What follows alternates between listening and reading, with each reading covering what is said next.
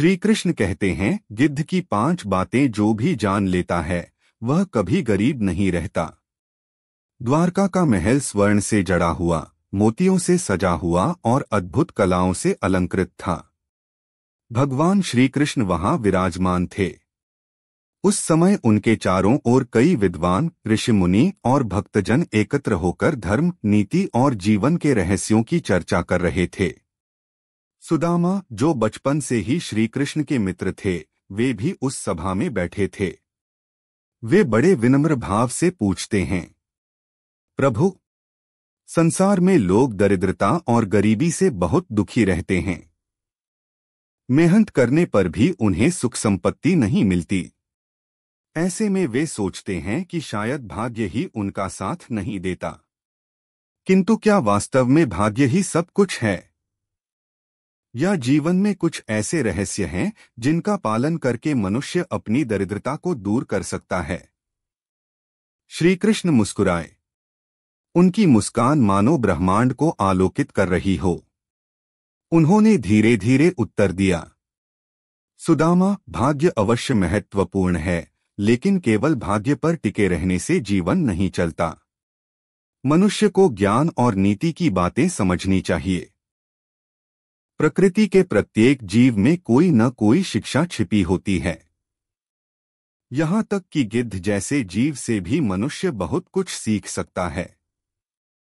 जो इन बातों को समझ लेता है वह कभी दरिद्र नहीं रहता, उसका जीवन सदैव समृद्ध और सुखी बन जाता है। सभा के सभी लोग चकित हो गए।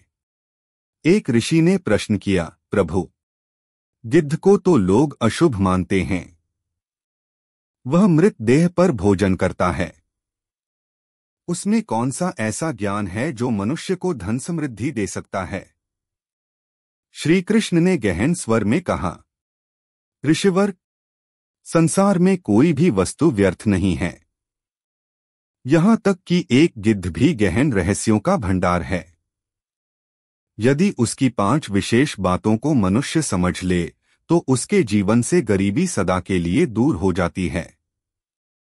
सभा शांत हो गई।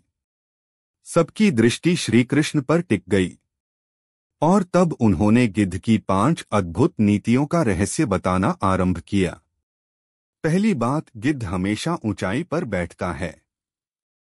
श्री कृष्ण बोले, गिद्ध चाहे जितना भी बड़ा हो, चाहे जितना भी शक्तिशाली हो, वह कभी नीच स्थान पर बैठना पसंद नहीं करता।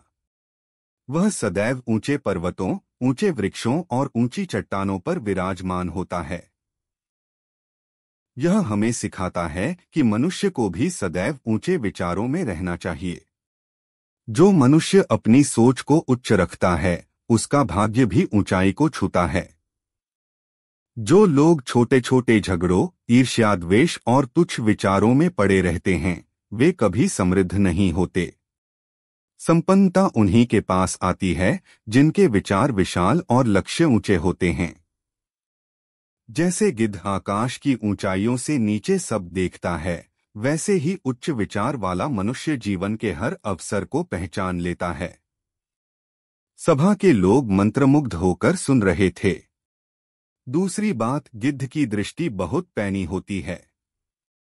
श्री कृष्ण बोले, गिद्ध चाहे कितनी ही दूर से क्यों न हो, मृत देह को पहचान लेता है। उसकी दृष्टि इतनी तेज होती है कि वह आकाश की ऊंचाई से भी धरती पर पड़े अन्नकण या मांस को देख लेता है। इससे मनुष्य को यह शिक्षा मिलती है कि यदि वह दरिद्रता से बचना चाहता है तो उसे दृष्टि पैनी करनी होगी। केवल आंखों की दृष्टि नहीं, बल्कि विवेक की दृष्टि। जो लोग दूरदृष्टि रखते हैं, जो आने वाले समय का अनुमान लगा लेते हैं, वही अपने जीवन में अवसरों को पहचानते हैं और सफलता प्राप्त करते हैं। जिसके पास दूरदृष्टि नहीं होती वह पास पड़ी हुई अवसरों की थाली को भी खो देता है और फिर दरिद्रता उसका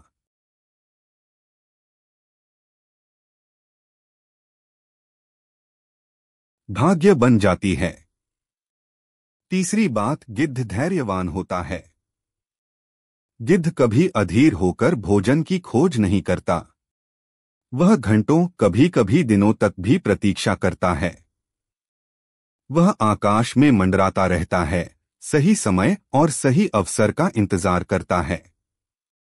और जब अवसर आता है तो बिना चूके उस पर झपट्टा मारकर सफलता पा लेता है। मनुष्य को यह सीखना चाहिए कि सफलता पाने के लिए धैर्य आवश्यक है। अधीर मनुष्य हमेशा बीच में हार मान लेता है और फिर दरिद्रता का शिकार बन जाता है। जो धैर्य रखता है, जो कठिनाई के समय भी संयम रखता है, वही अंततः विजय पाता है और धन समृद्धि उसका मार्ग प्रशस्त करती है। चौथी बात, गिद्ध केवल आवश्यक वस्तु ही लेता है। गिद्ध चाहे मृत देह पर बैठा हो, परंतु वह केवल उतना ही भोजन करता है जितना उसकी भूख मिटा सके। वह आवश्यकता से अधिक संचय नहीं करता। मनुष्य यदि इस नीति को समझ ले तो वह कभी दरिद्र नहीं होगा। दरिद्रता अक्सर अधिक लालच के कारण आती है। यदि मनुष्य केवल अपनी आवश्यकताओं के अनुसार धन का उपयोग करे और बाकी को सदुपयोग में लगाए तो उसका जीवन सुखमय हो जाता है। आवश्यकता से अधिक संचय करने वाला व्यक्ति अंततः कष्ट और गरीबी का अनुभव करता है। पांचवी बात, गिद्ध का सामूहिक जीवन। गिद्ध कभी अकेला भोजन नहीं करता। जब भी उसे भोजन मिलता है तो वह अपने समूह के अन्य गिद्धों को भी बुलाता है। उसका सामूहिक भाव बड़ा अद्भुत होता है। यह हमें सिखाता है कि जो मनुष्य दूसरों के साथ बांटकर चलता है, जो समाज का भी ध्यान रखता है, उसके घर से कभी दरिद्रता नहीं जाती। धन केवल संचय करने से नहीं बढ़ता, बल्कि बांटने से भी बढ़ता है। जैसे दीपक से दीपक जलाने पर उसका प्रकाश कम नहीं होता, वैसे ही जो व्यक्ति दान और सहयोग करता है, उसका धन और समृद्धि कभी खत्म नहीं होती। यह 5 बातें सुनकर सभा के सभी लोग भावविभोर हो गए। सुदामा की आंखों में आंसू थे। उन्होंने कहा, प्रभु, यह तो अद्भुत नीति है। गिद्ध जैसे जीव से भी इतना बड़ा ज्ञान मिल सकता है, यह मैंने सोचा भी नहीं था। अब समझ गया कि ऊंचे विचार, पैनी दृष्टि, धैर्य, सीमित उपयोग और सामूहिकता ही मनुष्य को कभी गरीब नहीं बनने देती। श्री कृष्ण ने मुस्कुराकर कहा, सुदामा, जिसने इन 5 बातों को जीवन में उतार लिया, उसके घर से दरिद्रता सदैव के लिए दूर हो जाती है। वह चाहे परिस्थितियों से कितना भी दबा हो, अंततः समृद्धि उसे प्राप्त होती है। यही गिद्ध नीति है, यही जीवन का सच्चा रहस्य है। इसके बाद सभा में बैठे सभी लोग इस नीति को अपने जीवन में उतारने का संकल्प लेने लगे। और उस दिन से द्वारका में यह कथा फैल गई कि जो मनुष्य गिद्ध की 5 बातें समझ लेता है, वह कभी गरीब नहीं रहता।